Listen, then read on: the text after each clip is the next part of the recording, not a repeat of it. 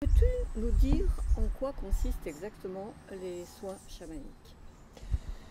Alors les soins chamaniques, ce sont des soins faits par un chaman dans le monde des esprits. À savoir que le chaman, il a cette capacité à agir aussi bien donc, comme nous dans la matière, dans la troisième dimension, et aussi dans ce monde des esprits. Il se rend dans ce monde des esprits dans un état modifié de conscience, qui peut ressembler un peu à l'état de rêve, à l'état de méditation, d'hypnose. Il rentre dans ce monde des esprits, il présente une intention, donc qui est souvent d'aider la personne, de débloquer la personne d'une situation. Et là, voilà, ses alliés lui présentent la situation, lui présentent la personne, et lui va être capable d'agir, il va être capable de décoincer quelqu'un, il va être capable de faire rassembler la tribu de la personne pour lui donner de la force, pour prendre des décisions, pour changer d'orientation, pour accepter de sortir d'un endroit. Il va être capable de couper de la magie, de faire stopper un égrégore qui agit sur toi et qui t'aide, qui t'empêche de faire telle chose. Il va permettre de faire passer l'énergie en toi, peut-être de faire sortir une âme. En tout cas, il va te remettre, ou il va accélérer le temps par rapport à ton chemin d'âme. Voilà. Et donc, et quand ce soin se fait, c'est extrêmement puissant, puisqu'il y a vraiment un avant, un après, ça change complètement et ton corps physique, et des fois ta façon de voir, ça répare beaucoup de choses. Voilà. Et donc ça te remet sur le chemin, voilà, c'est comme si tu nettoies un jardin, tu vas aider plein de plantes à pousser qui étaient coincées, qui ne pouvaient pas le faire. Voilà. Dès que tu as fait ça, le mouvement change. Y a-t-il des prérequis pour faire des soins chamaniques? Alors, des prérequis. Donc, bon, alors d'un côté, il faut qu'il y ait un chaman, on va dire.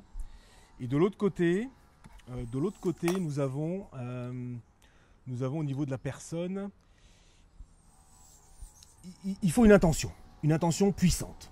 Et donc l'intention, elle, ça va être le fait de sentir l'élan de ton âme, c'est-à-dire de sentir que ton âme, elle est dans une situation et qu'elle demande à ce que les choses changent, elle demande à être débloquée, elle demande à ce que quelque chose soit reconnu ou que des choses soient modifiées.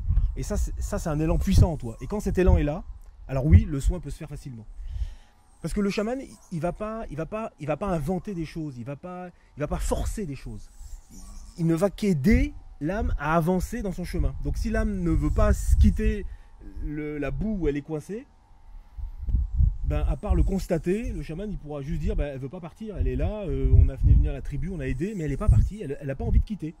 Par contre, des fois, il manque rien du tout pour qu'elle ait envie de quitter.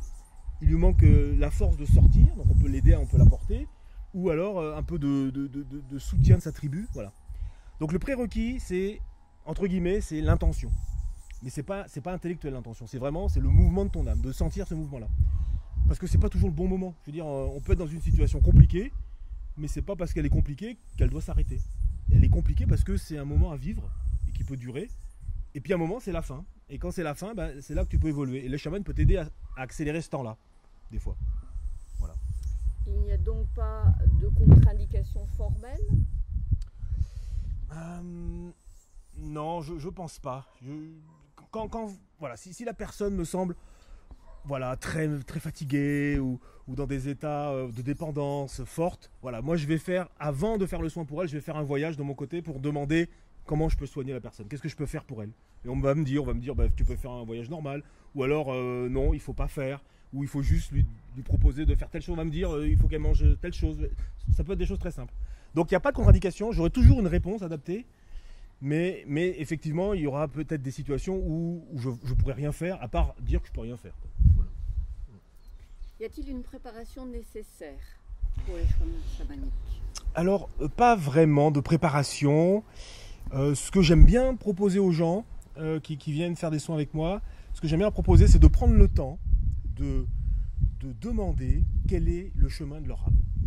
C'est-à-dire de demander, donc soit dans leur moment d'intériorité, des moments de méditation, soit de demander à recevoir en réponse dans un rêve, cette information, de dire quel est le chemin de mon âme, qu'est-ce qu'elle veut, vers quoi elle avance, quel est son mouvement, qu'est-ce qui me porte dans la vie. Et des fois, c'est très très loin de l'actualité de notre vie, donc on n'en a pas forcément conscience. Mais quand on a cette information, et qu'on sait que oui, ce qu'il faut, c'est que je me libère de telle chose, il faut que je quitte cet endroit, quand on sent ça, et quand le voyage nous l'indique, nous dit que c'est ce qu'il faut faire, ou que le voyage même nous débloque de situations, on l'accepte bien, quoi. On est en confiance, parce que c'est une info qu'on a déjà reçue, qu'on nous confirme, et on avance avec ça, on est bien. Donc c'est pas vraiment un prérequis, mais ça aide beaucoup. Donc des fois, voilà, dans le préparatif, j'aime bien faire ça. Voilà ce que je peux répondre par rapport à ça. Et après les soins, y a-t-il des choses à faire plus particulièrement ou à ne pas faire Alors, effectivement, hein, ce que je demande, voilà, pour les soins, donc soit on peut faire des soins en direct, hein, où je me rends chez la personne, et puis voilà, dans son salon, dans un jardin, dans la nature d'ailleurs, on est avec la personne, et là je vais la mettre en condition pour faire un voyage.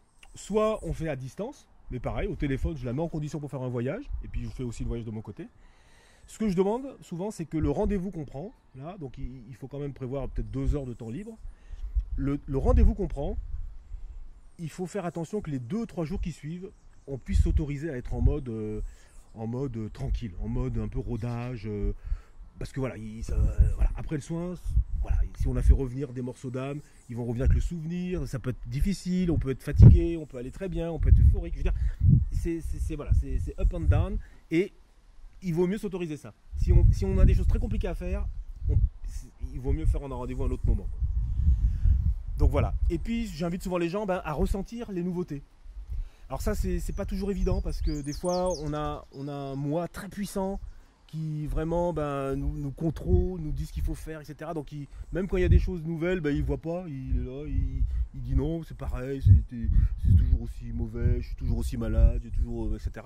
Mais quand l'esprit s'ouvre un petit peu, pour certaines personnes, ils sentent déjà un peu ce qui se passe. Et puis ceux qui sont déjà dans le chemin du monde chamanique, qui ont déjà une connexion forte avec le monde chamanique, qui sentent les choses très facilement, eux voilà, pour eux c'est même une euphorie, quoi. C'est une libération, voilà, c'est comme un enfant. Voilà.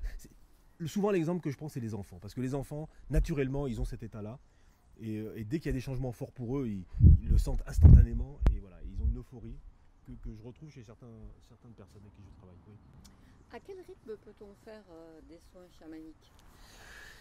Globalement, je trouve qu'il faut laisser peut-être 3 semaines, 1 mois après une séance pour laisser le temps d'intégrer, etc. Globalement. Mais dans l'absolu, il n'y a pas d'indication, parce que voilà, je veux dire, ton dos, tu souffres du dos, voilà, on va faire un soin pour soigner du dos. Le lendemain, s'il faut soigner les jambes, on va soigner les jambes. Je veux dire, il n'y a pas de contre-indication.